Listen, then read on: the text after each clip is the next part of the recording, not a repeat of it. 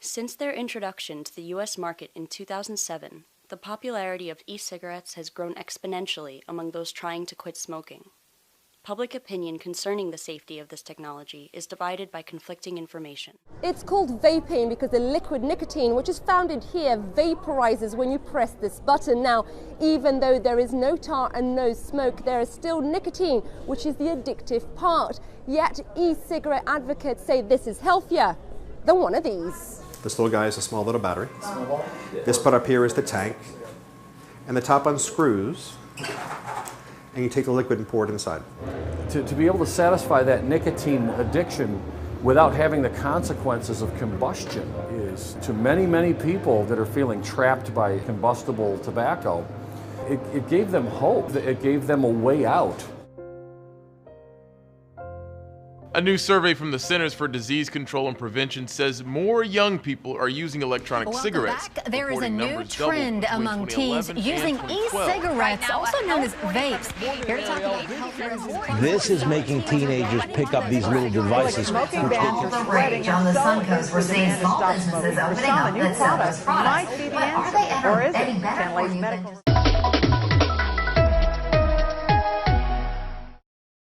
Health news for you tonight. More teenagers are experimenting with electronic cigarettes. It's not some widespread problem. It's just creative use of statistics.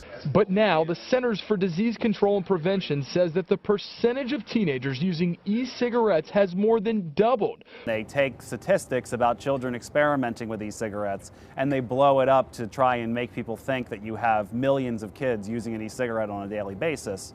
And then you even have those people that are incredibly dishonest, saying that we have evidence that e-cigarettes might be a gateway to real smoking. Middle schoolers are starting off with e-cigarettes and then progressing to conventional cigarettes. Are we about to see a whole revival of smoking based on these e-cigs? Over the past 3 years, as e-cigarettes have boomed and more teens have begun taking puffs off of e-cigarettes at the very least, the smoking rate among teens and the rate at which teens are trying their first cigarette has declined every single year. Which is something that has never, in the history of this country, prior to electronic cigarettes arriving, that's never happened.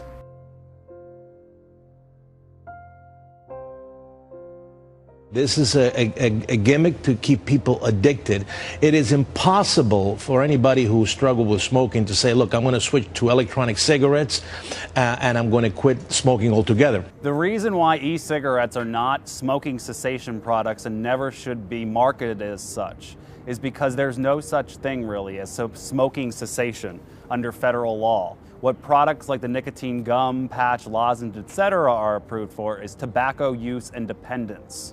So that means that the intention of the gum, patch, lozenge, etc. is to get you off of nicotine in 8 to 12 weeks. E-cigarettes aren't intended for that. No clinical trial done on e-cigarettes has had that as the goal. The goal is get somebody to switch to a product that's 99% less hazardous than smoking. As far as the government's concerned, they're not quitting smoking because of electronic cigarettes. The government doesn't recognize it as a smoking cessation device. As a person who sees people who were smoking and not smoking anymore, it looks that way to me. To put it succinctly, the evidence for e-cigarettes helping you get off tobacco is not strong.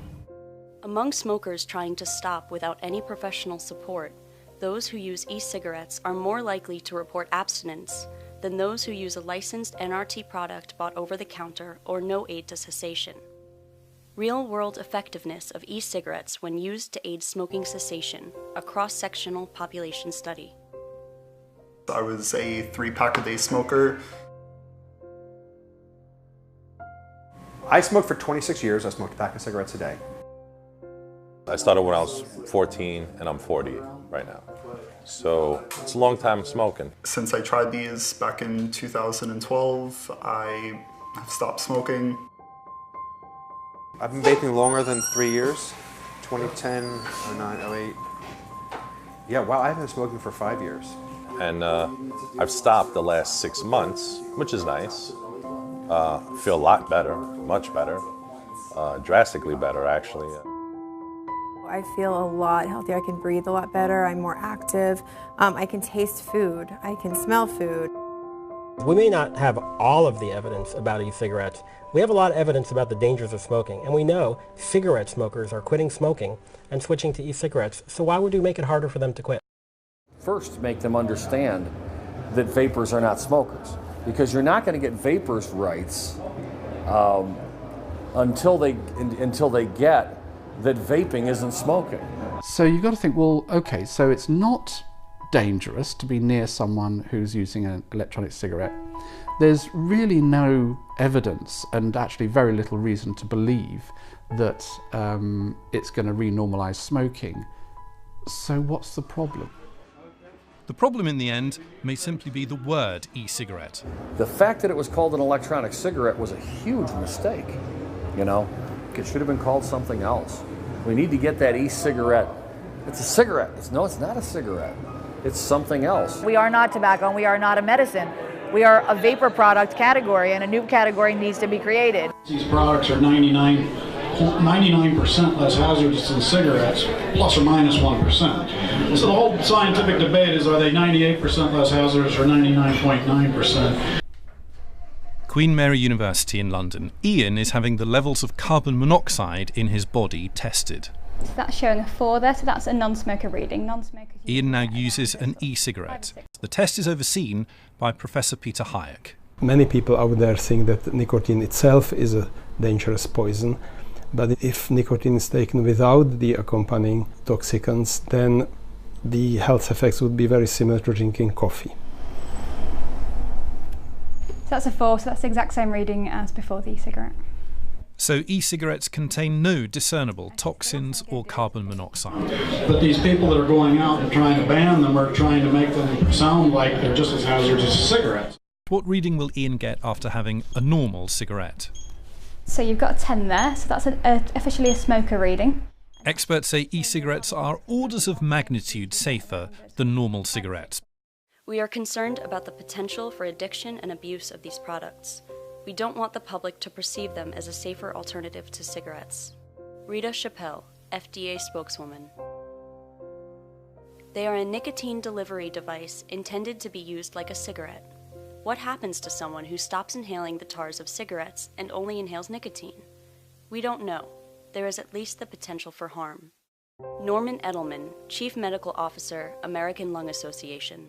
Well, Big Pharma, the big pharmaceutical companies that sell the gums, patches, lozenges, and the Chantix, which is GlaxoSmithKline, Johnson & Johnson, and Pfizer, have basically given several $100 million to the American Cancer Society, the American Heart Association, the American Lung Association, the American Medical Association, the Campaign for Tobacco-Free Kids, the American Academy of Pediatrics, and quite a few other groups to lobby against e-cigarettes. And what's unfortunate is that these groups, after receiving this money from the drug companies, aren't being ethical and disclosing the fact that they're receiving this money to lobby against this. They're coming out presenting themselves as concerned public health activists when they're nothing more than big pharma lobbyists.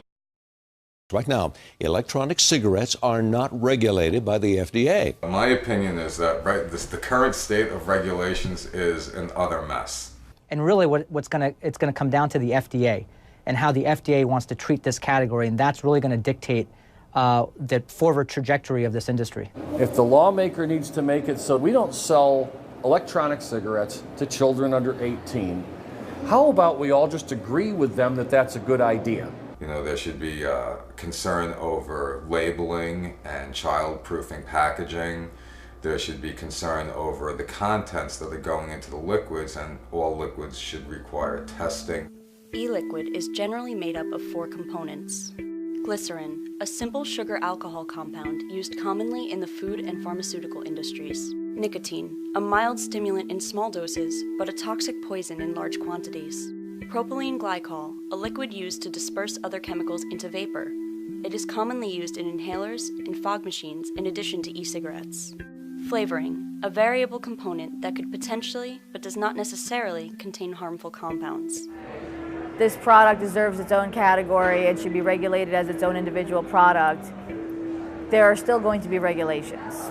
No matter what, there will be regulations. And we want regulation. We want the product to be safe. Companies generally receive the flavoring used in e-liquid production from FDA-regulated sources. meaning the ingredients of these flavors are disclosed by the manufacturer.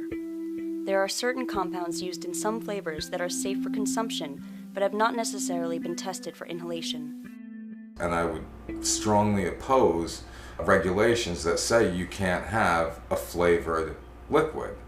But I would be strongly in favor of regulations that say you can't have a liquid that contains citric acid, because citric acids could be harmful to you. There is evidence that some flavoring components are not safe for inhalation. Certain flavorings containing diacetyl may potentially cause long-term health problems. By imposing ingredient disclosure laws, banning the use of certain dangerous compounds, and enforcing batch testing, we can make vaping safer. We know for fact that there are flavorings that have elements that we don't want to vape. So just using food-grade flavorings I find to be little consolation. We have Philip Morris in the e-cigarette business. We have R.J. Reynolds in the e-cigarette business. What's in their liquid? Although more time is needed to research the long-term effects, vaping has been a successful alternative to smoking so far. We cannot allow this technology to be stifled by regulations created out of fear and misunderstanding, but we must not proceed recklessly either. The public should support those who have quit smoking with e-cigarettes while continuing to encourage studies of their long-term effectiveness.